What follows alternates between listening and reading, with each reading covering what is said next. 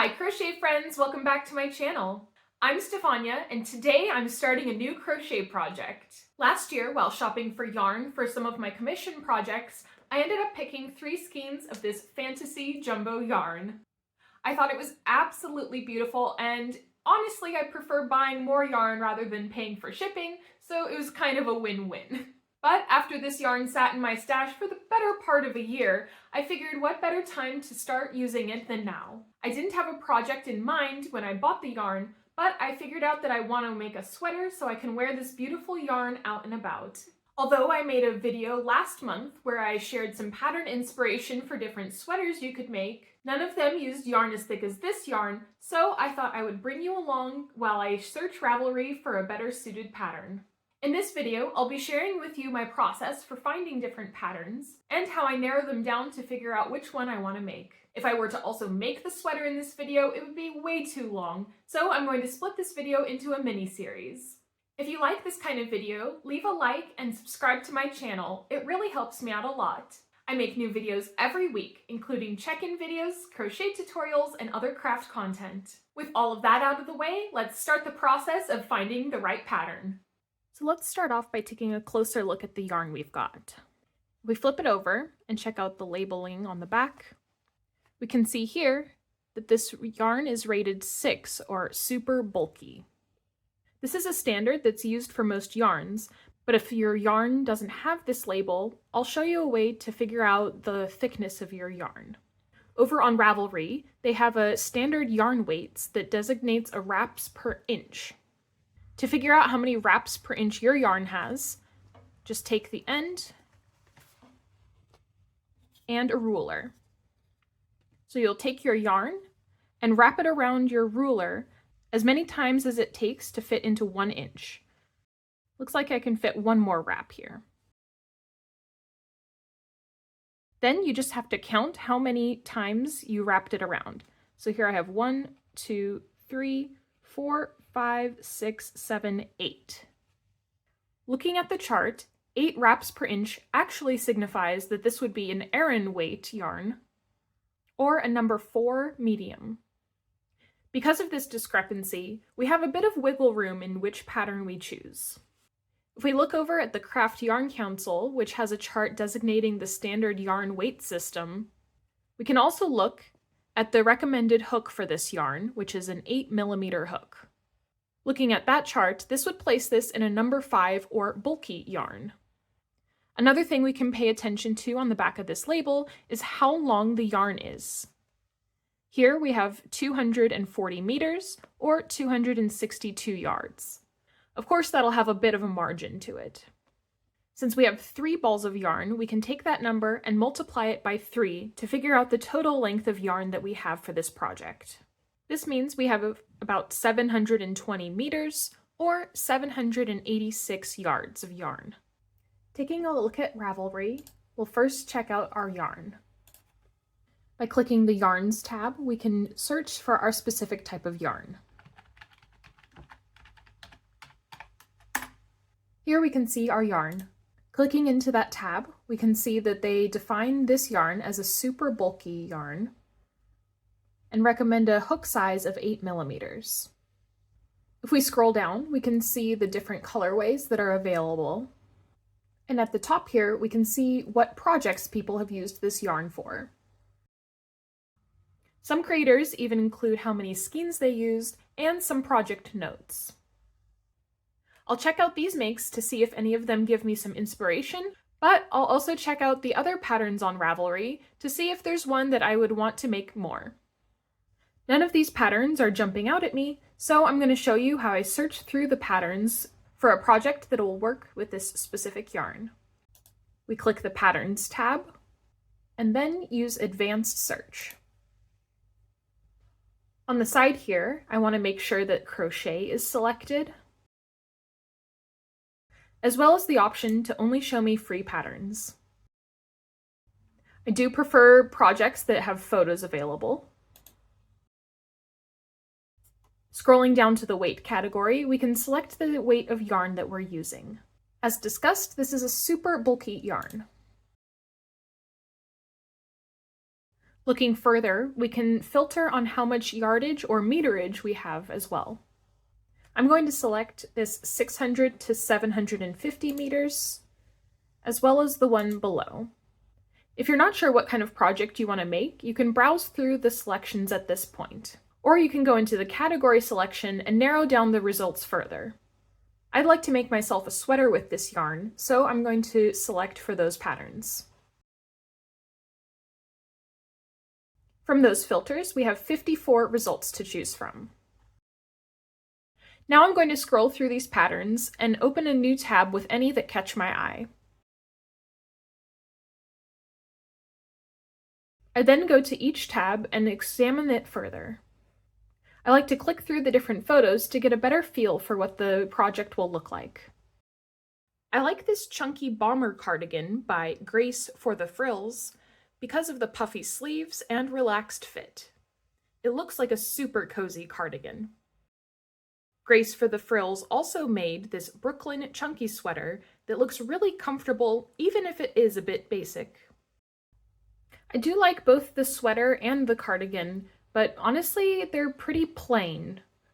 I know that the bold colors of the yarn I have will change the look of the sweater, but I want to keep looking to see what other kinds of patterns I can find. So I'm going to go back to the filters and change my weight yarn from super bulky to bulky. Now, the only reason I'm doing this is that the wraps per inch that I measured of this yarn is different than the one that they state online. We'll have to see if this creates any issues in the creation of the sweater, but I'm confident in my freehanding ability that I'll be able to adapt the pattern to fit this yarn. I'll just have to keep my fingers crossed that I have enough yarn for these projects. Already, having 101 matches to this change in filter gives me a lot more confidence I'll be able to find a more interesting sweater pattern. Again, I'm going to go ahead and just open a new tab for each pattern that stands out to me. Now I'll go through the new tabs that I've opened. This mosaic crochet sweater by Joy of Motion Crochet has a really beautiful pattern to it. I really like the look of this sweater, but I worry that the variegation from my yarn might not translate so well to the bold pattern. I think using solid color yarns would end up with a better result. I also liked the look of this velvet hooded pullover by Mary P. I really enjoy wearing a hoodie, but I'm a little worried that I wouldn't have enough yarn for this pattern. This Rigello cardigan by Joy of Motion Crochet would also be a nice option. I like the two tones of yarn that are used and the looseness that the stitch pattern provides. I think I'll keep this one in the running for my project. I really like how this 3/4 sleeve pullover sweater by Wanipa Junker is simple yet eye-catching. It having shorter sleeves and potentially a cropped sweater would make it more friendly in terms of yarn usage, but I don't know if I'm exactly sold on the horizontal stripe, although I do like the texture it provides. I also found this Make It Mesh Shrug by 10 Hours or Less. Again, this being a cropped sweater and the mesh of the fabric does make it friendlier on the yarn usage, but I'm not sure if this is the look I'm going for with the yarn I have. I really liked the scalloped edge on this Lexington cardigan by the Crochet Village. There's also a nice stitch detail where the sleeve meets the body of the cardigan. From these examples, I can tell that this pattern looks nice in a bold color, which is what I'll need for this yarn. The only thing I'm not sure about is this button closure, but I can always choose not to include that part in my project. Here we have the Harvest Sweater by Samantha Casal. I really like the fit of this sweater, and the stitch pattern looks like it provides a nice texture to it. This one's definitely in the running. I also really like this Icing on Crop Top sweater by Inchworm Crafts. I really enjoy the stripes of color and the variety of stitches used. It looks like this pattern is adaptable to be a short or long sleeve version, as well as a regular length or a cropped sweater. Finally, we found the Tulip Square Sweater by Wilma Westenberg. The design of this sweater immediately caught my eye. But now that I look at it, I'm worried that the boldness of my yarn won't look as nice as this simple monochromatic look. I think the bright variegated colors might detract from the look of the pattern. After looking through the patterns, I've narrowed down my search to these 4 options. As much as I love the look of this cardigan, I think I'm going to eliminate it because I have a lot of cardigans and honestly I prefer wearing pullover sweaters instead. That leaves us with the 3 pullover options, so I'm going to open up the patterns and see if that helps me narrow it down. To find the free pattern, all you need to do is scroll down a little bit and click the Visit Pattern website. Looking through the pattern, this one does seem pretty straightforward to make. And I am familiar with the way she describes the steps. This free version only gives you instructions for a size small, but because I use a thicker yarn and I'll probably use a larger hook, there is some wiggle room in this. Let's take a look at the Harvest Sweater pattern as well. Well, that makes it easy to choose. It looks like this link isn't quite working. The last one to check out is the Icing on Crop Top pattern. This pattern is available as a free PDF download, which is nice because then you don't have to sort through the advertisements on the page. I'm not sure why there's 2 different versions because looking through them, I can't really tell a difference. This pattern includes directions for a variety of sizes and gives information on the different gauges. At first glance, it looks like this pattern is pretty easy to follow, although if I do end up making this sweater, I'll probably write out the exact directions on a separate page so I can keep track without having to sort through the different numbers. I think this is more of the type of sweater I was looking for, so I'm going to give this one a try.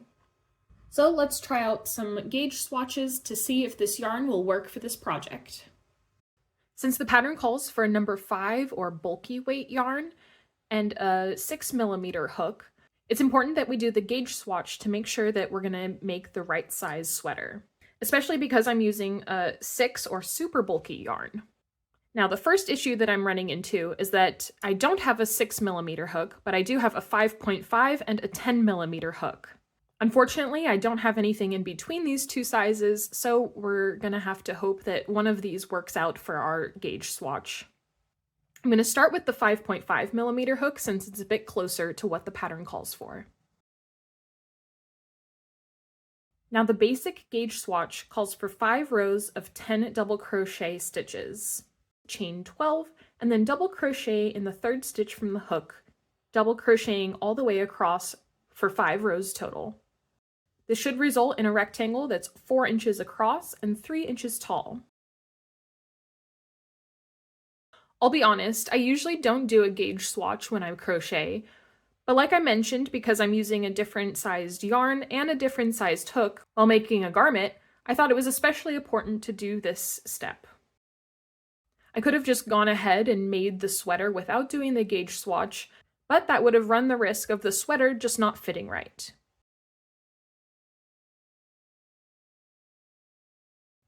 So there's our swatch. Let's pull over a ruler and see how it measures up. So as expected, because we're using a hook that's 0.5 millimeter smaller than the one recommended, we are just shy of the 4 inches across, but luckily we are hitting the 3 inches tall. I think because there's a nice stretch to this fabric that I'm going to go ahead and just use this hook rather than going out and buying a new one or sizing up to my 10mm hook. There's also a swatch for the special stitches, so I'm going to do that now using the other color yarn. The special stitch gauge says to start with a chain of 14. In the 5th stitch from the hook, we're going to do a shell stitch, which is 2 double crochets, chain 1, and 2 double crochets, all in the same stitch. Then skip 2 stitches, and double crochet in the next stitch. Skip 2 stitches and do another shell.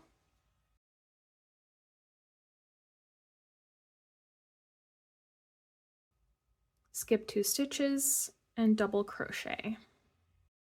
This should measure about 3.5 inches across and 1 inch tall, so let's make sure we have that. And indeed, we have just over 3.5 inches across and roughly 1 inch tall. Perfect. Now that we've done the gauge swatches and I'm confident that that'll fit this pattern, I can go ahead and start with the sweater. However, I won't be doing that in this video. You'll have to tune in to the next episode to see how I progress. Even though my basic swatch isn't exactly the right dimensions, it's close enough that I'm confident it's going to fit.